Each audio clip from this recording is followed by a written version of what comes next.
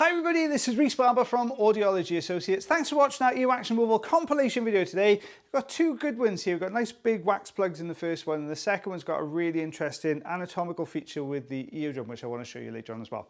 So what you'll see with this first patient, they came through feeling really blocked up in clinic, bless them. And you can see we've got this sort of long, dry skin piece here, just around the outside edge of the canal.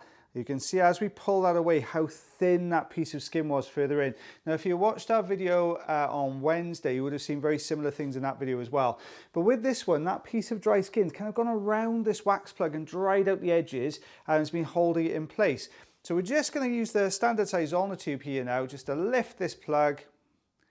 There we are. You can see we've got it mobile, it's got moving out. This starts to pull. And as we draw this out, you'll see it brings that whole plug out behind it. There you go. You can see that much lighter material at the front, which is skin and slightly newer wax, and this darker material at the back, this slightly harder wax. Eardrum is looking good there. There's a little tiny bit of wax stuck to the one canal wall, so we'll just go in and grab that. There we are. It's actually a little bit of skin, that piece there, just hoovering up those little bits.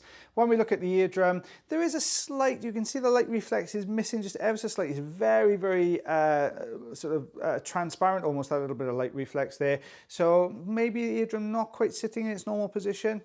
So this is the patient's second ear. We can see we've got another big wax plug right at the entrance to the canal here. I'm just trying to get a good grip. Now sometimes when the wax plug starts to dry out a little bit, it's very hard to get this plug. You'll also see that the camera is moving a little bit. Every time we touched this piece of wax, it was triggering a cough reflex in this patient. So we were kind of stopping, but the patient, bless him, was really desperately trying not to cough. But you can see as we pull this out, we've got the Jobson horn behind it, perfect for this type of wax plug that's very big, very hard, very difficult to get out.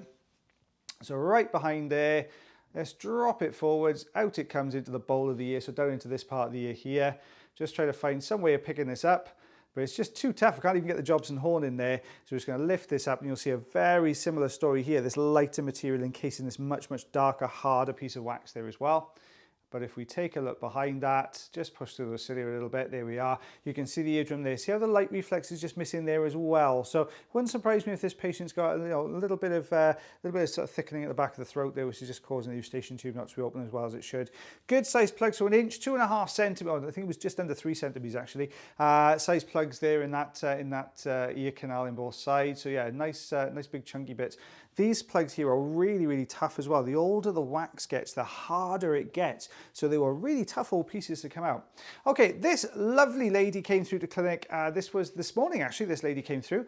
And basically she's been feeling quite blocked up on both sides. Has quite a long-standing issue with one of her ears where she had historic issues with infections.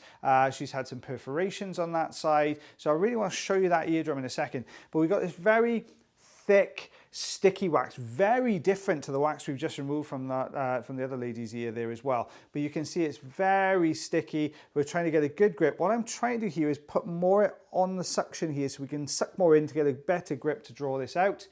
Out this comes. There we go. Nice big plug there as well. You can see that lighter material around the outside edge.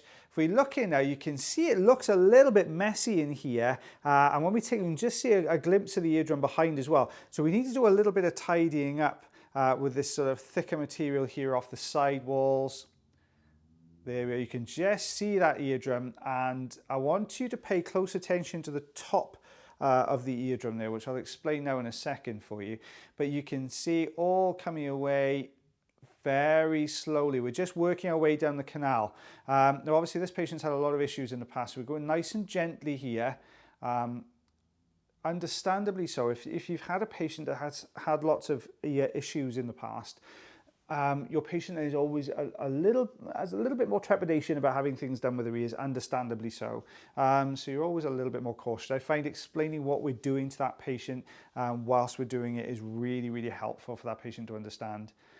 Now there we are, you can see the eardrum. Now I want you to pay close attention to the top of the hammer bone, okay? So you can see the hammer bone sloping up to the right side. But look just above that. Now that should be smooth skin. It should be a continuation there. But what you can see here is that top portion of the eardrum there which is known as the pars flaccida, because there's a little bit more, the skin's got a little bit more movement, a little bit looser up there. It's not quite as tense as the pars tensa at the bottom. Has actually pulled back and pulled onto the three little bones. You can actually see it started to degrade some little bones at the back. So historically, this patient has been having a few issues, historic infections. You'd want to be really careful with that as well, because you're looking for things like cholesteatoma, any buildup of skin issues there as well. Luckily, this patient, the skin is migrating out really well from that particular portion of the eardrum. But yeah, lots and lots of issues in the past, but a really interesting case, this one. Now, when you take a look at the eardrum on this side, you'll see a very similar story, but not as progressed as the other side, okay? We'll have a good look at that now in a second for you.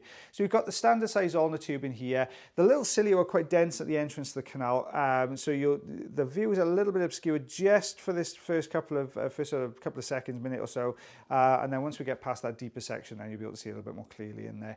But we've got a good grip on a thicker piece of wax here. There we go, out that comes. Long sort of slither of wax and a bit of dry skin there as well. Just tuck down the side of a plug, that one. So we're just gonna lift and get this next section away. There we are, you can see it moving now further in. We've got this deeper section now. Let's grab that bit, there we go. Out that starts to come, there we are. If we take a look behind that, there's one more little bit. Now you can see the eardrum there, and I want you to pay close attention again to that top section, that pars flaccida section.